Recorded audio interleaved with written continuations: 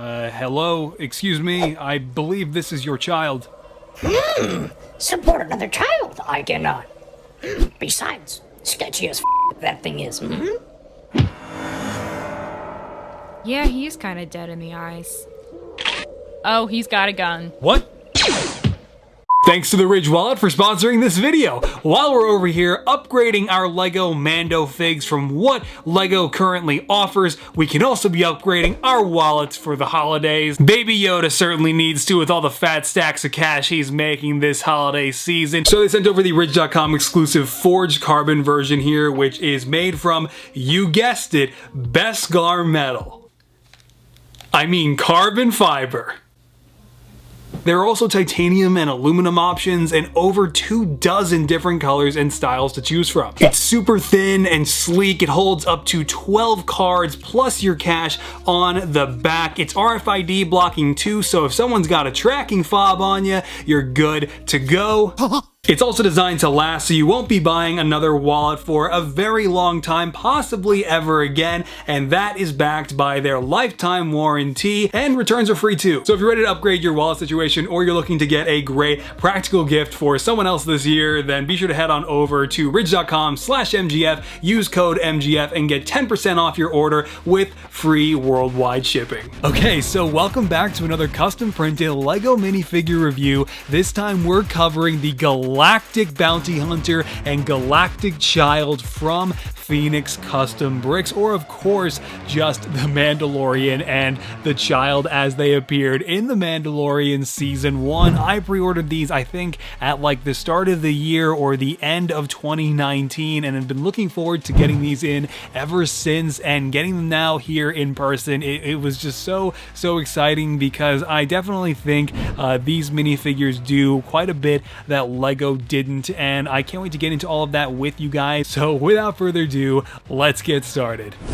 Alright, so here we go with Phoenix Customs Din Djarin, the Mandalorian. Let me tell you, when I first saw the render for this figure, I got very excited. Now finally, after all this time, having it in hand, it looks just about as good as I was hoping for. And obviously he is missing his weapons, because that was an option that was offered by Phoenix at the time, whether you wanted the Brick Arms overmolded weapons or not, and I already had them and wound up painting those for my custom ones, so they don't quite work with matching this one anymore. But the point is, it was an optional thing, and I can always get those again from another seller. However, I gotta say, obviously the #1 standout beyond the consistent quality always offered by Phoenix Customs is easily the custom molded helmet. This is definitely a really unique take on the design. It's something that I think was a huge draw for everyone when pre-ordering this Mandalorian custom. The design is really solid,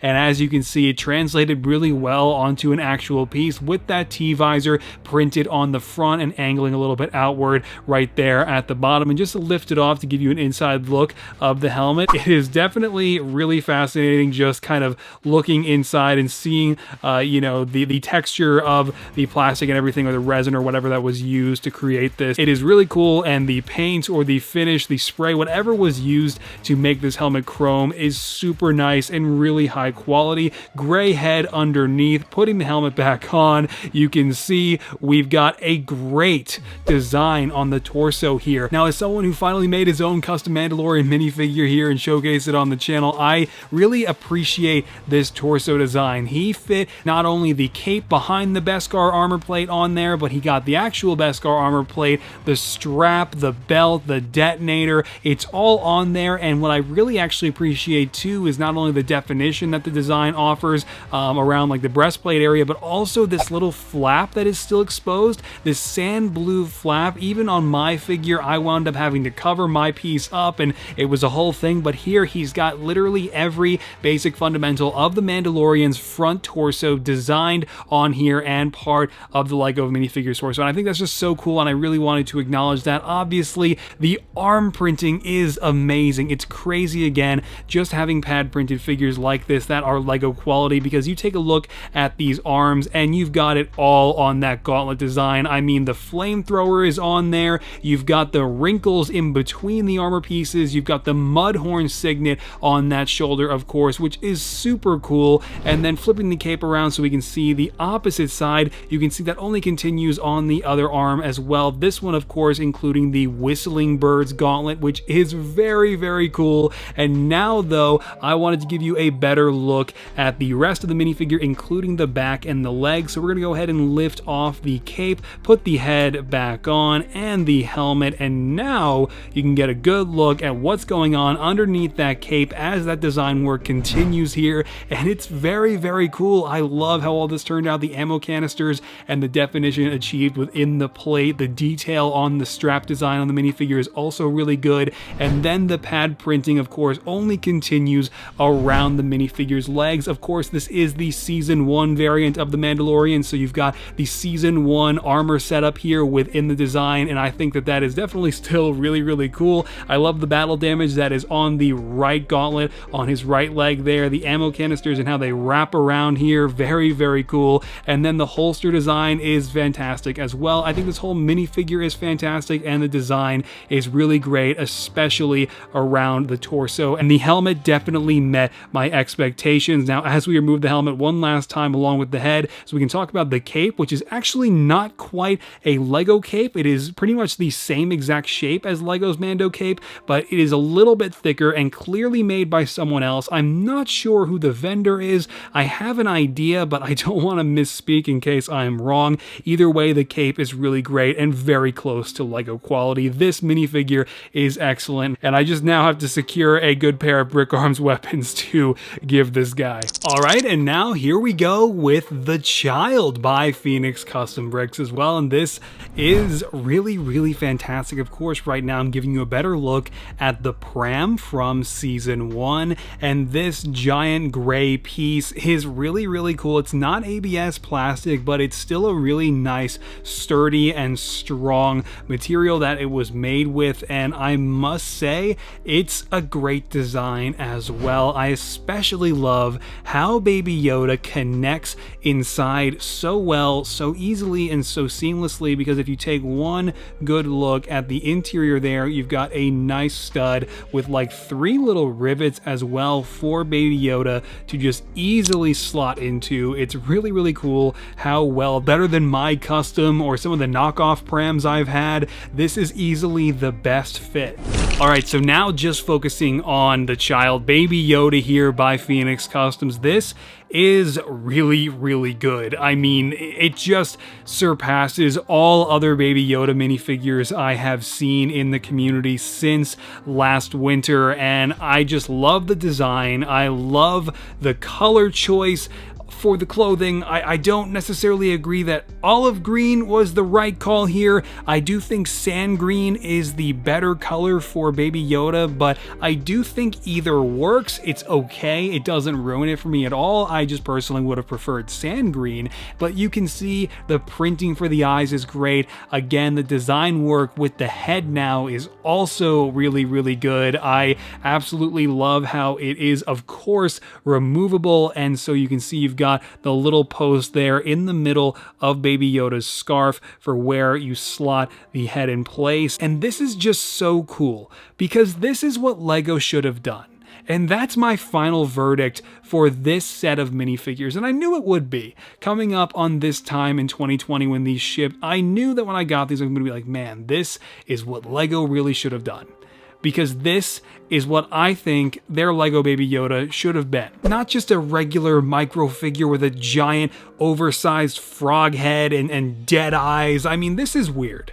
I understand people think this is the LEGO style, but this is weird. And I'll do a comparison video at some point. I think that would be really interesting, kind of comparing between LEGO, then Phoenix, and maybe my own, and that would be a really great video to do in the future. But I really wish LEGO did something closer to this. I at least wish that they did the scarf integrated into the micro figure body, because the scarf is such an integral part to Baby Yoda's overall appearance, his look, his presence, the little cuffs too. I sculpted those on my own custom one. You know, these things I think are important, and also the extra bit of definition on the front of the torso there that Phoenix also did add. LEGO literally just recycled the regular baby micro body and did nothing to it besides make it Tark-10 and add a print.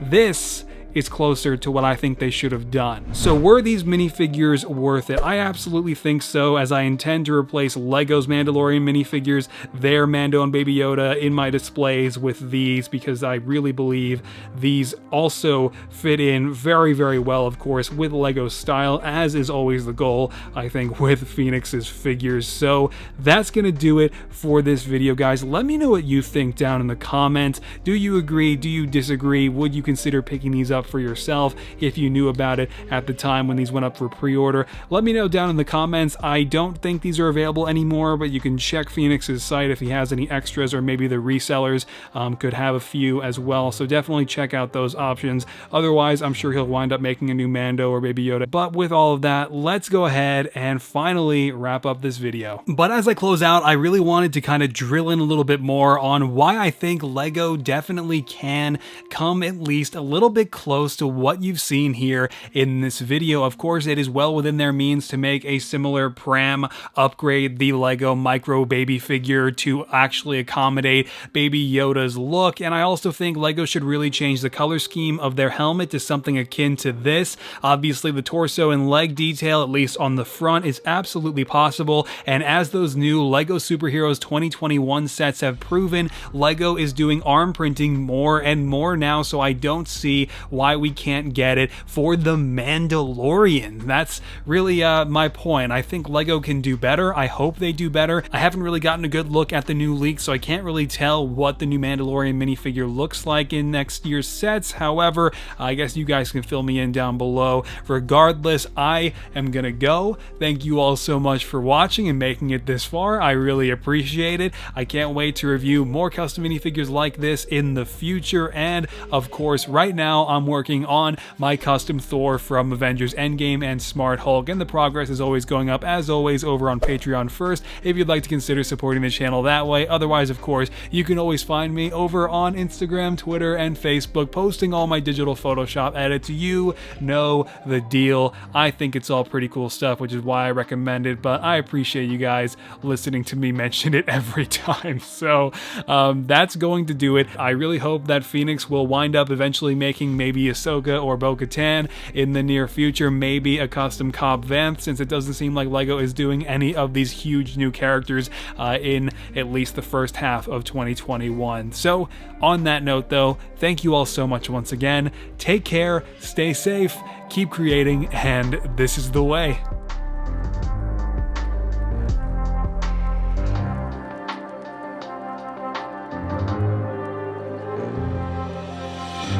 For the holidays this year, then definitely head... It's gone. Got my, I got my Ingalls Advantage card coming out of it here.